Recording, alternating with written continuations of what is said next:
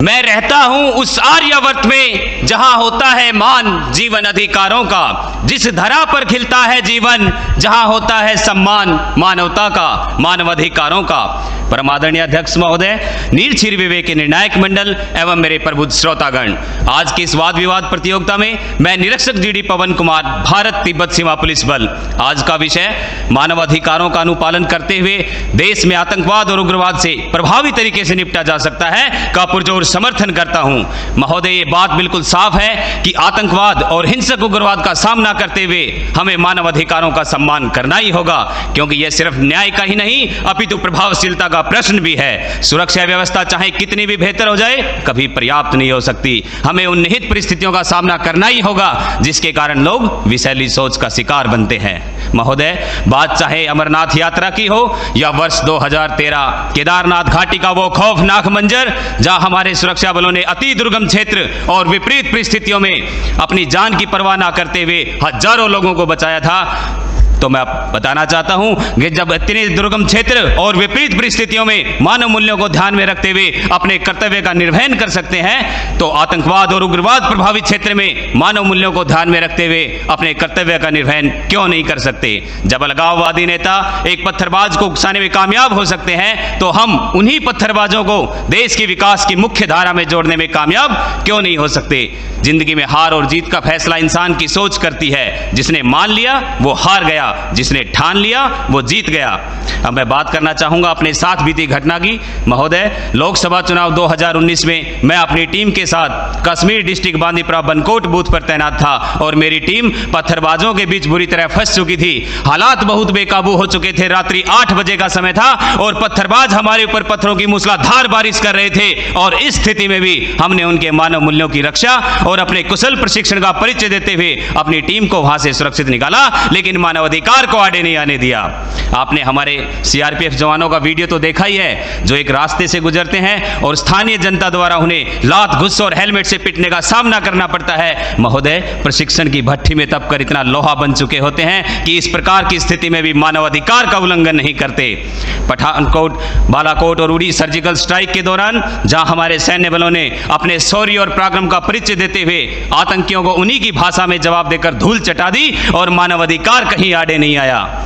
हमारे सुरक्षा बल प्रभावी ढंग से अपना कार्य कर रहे हैं। बात चाहे दक्षिण सूडान के गृह युद्ध में फंसे भारतीयों को सुरक्षित निकालने की हो, या वर्ष 2014 जम्मू कश्मीर बाढ़ में फंसे लोगों को बचाने की हो, या फिर उत्तराखंड केरल बाढ़ राहत कार्य की हो, हमारे सुरक्षा बलों ने अपनी प्रत्येक जिम्मेदारी को मानव मूल्य और राष्ट्रहित को ध्यान में रखते हुए बखूबी निभाया है। महोदय, यदि बात करें भारत के उत्तर पूर्वी राज्यों की, जहां कभी चरम स्तर पर उग्रवाद होता था, आज स्थिति वैसी नहीं है। उन क्षेत्रों में भी हमारे सुरक्षा बलों ने सिविक एक्शन प्रोग्राम और बॉर्डर एरिया डेवलपमेंट जैसे प्रोग्राम चलाकर वहां के लोगों में भी एक आशा, एक विश्वास का वातावरण पैदा किया है। और हमारे साथी बंदूक की गोली से सही और गलत का फैसला करने की बात करते हैं, तो मैं बताना चाहता हूं कि बंदूक से निकली गोली किसी का भी सीना चीर सकती है और मुख से निकली मीठी बोली किसी भी आवाम का दिल जीत सकती है। महोदय, मानव अधिकारों का पालन करते हुए आतंकवाद और उग्रवाद से बखूबी निपटा जा सकता है। यदि जरूरत है तो एक अच्छी शिक्षा की, एक अनुकूल शिक्षा उनकी सोच बदलेगी और वो सही और गलत का निर्णय कर पाएंगे। आज जरूरत है तो बेरोजगारी को खत्म करने की। एक बेरोजगार नवयुवक आतंकवाद के सांचे में तुरंत डलता है क्योंकि उसे पैसे का लालच दिया जाता है। आज जरूरत है तो टेरर फंडिंग को रोकने की, साइबर क्राइम को रोकने की, दुनिया भर में पनप रहे ध्रुवीकरण और नस्ल विशेष के प्रति द्वेष और नफरत की बोली पर लगाम लगाने की। हमें धर्म और जाति के ऊपर इंसानियत को रखना ही होगा। आर्थिक और सामाजिक असमानता को खत्म करना ही होगा, जिसका ज्वलंत उदाहरण हाल ही में सरकार ने धारा 370 और अनुच्छेद 35A को हटाकर हमेशा के लिए जम्मू कश्मीर को भारत के साथ जोड़ने का कार्य किया, जिससे एक तरफ जहां जम्मू कश्मीर प्रदेश के विकास के नए रास्ते खुले, तो दूसरी तरफ आतंक के ताबूत में नई कील भी ठुकी। महोदय, 1990 से 5 अगस्त 2019 तक जम्मू कश्मीर में जहां 41,866 लोगों की मौत हुई और 71,038 हिंसात्मक घटनाएं सामने आई, तो मैं बताना चाहूंगा कि 5 अगस्त के बाद ना एक भी गोली चली है, ना टीयर गैस चलाना पड़ा है और ना ही एक भी व्यक्ति की मृत्यु हुई है। तो आज इस मंच पर पूरी जिम्मेदारी के साथ मैं भारत का बेटा ये कहता हूं कि मानव अधिकारों का पालन करते हुए भी आतंकवाद और उग्रवाद से बखूबी निपटा जा सकता है यदि इसके मूल को खत्म कर दिया जाए। तो आइए एक पहल करें, एक दूसरे के अधिकारों को संरक्षित करने की, एक दूसरे के विचारों को समझने की और सहभागिता की एक पहल विस्तृत सोच की और मानवाधिकार की करें। जय हिंद, जय भारत।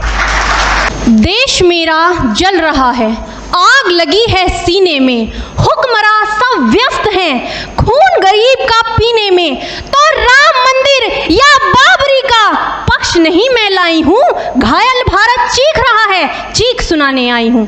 परम आदरणीय सभापति महोदय, मंचासीन निर्णायक मंडल समिति एवं उपस्थित मेरे प्यारे साथियों, मैं आरक्षी खुशबू चौहान केंद्रीय रिजर्व पुलिस बल आज सदन की राय से असहमत होते हुए वक्ता विपक्ष में अपने विचार प्रस्तुत करूंगी। महोदय, दर्द हद से तब गुजरने लगता है जब मेरी आंखों के सामने ताज, पुलवामा, छत्तीसगढ़ में शहीद हुए जवानों के शत विशत अधजले शरीर के टुकड़े, रेत के टीलों से ऊपर जाती लाशों के ढेर और कश्मीर की खून से सनी लाल रंग की सड़कों के दृश्य सामने आते हैं। उस पर मेरे प्रतिपक्षी महोदय का कहना ये कि मानवाधिकारों की अनुपालना करते हुए देश से उग्रवाद और आतंकवाद को समाप्त किया जा सकता है। महोदय, अब तो हमारा तिरंगा झंडा भी हमसे ये पूछने लगा है कि क्या बात है भारत, आजकल फहराने से ज्यादा मैं कफन में दफनाने के क्यों काम आ रहा हूँ। महोदय, हृदय तो उस दिन फट गया जब बूढ़ी माँ अपने बेटे के चिथड़ों को देखकर बोली कि साहब, आप तो भर्ती में 1 इंच भी कम नहीं लेते, मैं आधा शरीर कैसे ले लूं। महोदय, आज इन मानवाधिकारों के कारण इन आतंकियों के बंगलों की आकाओं की नाकफनी हंसती है और शहीद हुए हमारे जवानों के आंगन की तुलसी रोती है। जब एक शहीद हुए जवान की विधवा की वेदना चीख चीख कर ये कहती है कि प्यार भी भरपूर गया, मांग का सिंदूर गया, नन्हे नौनिहालों की लंगोटियां चली गई, छोटी छोटी बेटियों की चोटियां चली गई और आपके लिए तो एक आदमी मरा है साहब, मेरे घर की तो रोटियां ही चली गई। महोदय, किसी भी युद्ध को जीतने के लिए पहल करना सबसे ज्यादा आवश्यक है, क्योंकि इतिहास गवाह है कि पहल करके बड़े बड़े युद्धों के परिणाम बदल दिए गए हैं। परंतु आज मानवाधिकारों के कारण हमारे देश के जवान इस कदर बंधे हुए हैं कि अपनी ड्यूटी पर खड़े होकर भी वो आज पहल करने से डरते हैं, क्योंकि महोदय, भविष्य में उन्हें कटघरे में खड़े होने का डर सता रहा होता है। वो ये जानते हैं कि चाहे एक उग्रवादी की राइफल से निकलने वाली गोली को ये तय करना पड़े या ना पड़े कि वो किसे लगेगी, लेकिन हमारी राइफल से निकलने वाली हर गोली को ये निर्णय लेना पड़ता है कि चाहे वो किसी निर्दोष को लगे, दोषी को लगे या ना लगे, परंतु किसी निर्दोष को नहीं लगनी चाहिए। यदि ऐसा हुआ तो ना तो ये समाज हमें छोड़ेगा, ना ही तिल का ताड़ बनाने वाली ये मीडिया हमें छोड़ेगी। और महोदय, मानवाधिकार के तले किसी जवान को दबाकर युद्ध के मैदान में छोड़ देना कोई वीरता नहीं, एक आत्महत्या है। क्योंकि महोदय, फूल को श्रृंगार दो ये मुमकिन नहीं और एक वीर को झनकार दो ये मुमकिन नहीं। जो हाथ बांध दे सेना के, ऐसे मानवाधिकार का पालन संभव नहीं। महोदय, आज सत्यनिष्ठा के मार्ग पर चलते हुए भी हमारे देश का जवान इन आतंकवादियों, इन पत्थरबाजों से डरता है, क्योंकि वो जानता है कि उसकी राइफल से निकलने वाली गोली अगर टारगेट को हिट नहीं भी करेगी तो भी 400 मीटर तक जाएगी, और यदि इस बीच वो किसी निर्दोष को लग गई तो महोदय, हमें अपनी नौकरी से हाथ तक धोना पड़ सकता है। और महोदय, अपनी नौकरी को बचाने की खातिर एक जवान आज ये सोचता है कि चाहे सांप मरे या ना मरे, परंतु लाठी नहीं टूटनी चाहिए, क्योंकि आज हमारे देश के हालात कुछ ऐसे हो गए हैं कि चिरागों को हवाओं में उछाला जा रहा है, हवाओं पर भी रोब डाला जा रहा है। अरे हम ही तो बुनियाद है आंतरिक सुरक्षा की, और आज हमें ही नौकरी से निकाला जा रहा है। महोदय, जब पुलवामा में 44 जवान शहीद हुए, छत्तीसगढ़ में 76 जवान शहीद हुए, तो कोई भी मानवाधिकार की दुहाई देने वाला हमारे पक्ष में आकर खड़ा नहीं हुआ।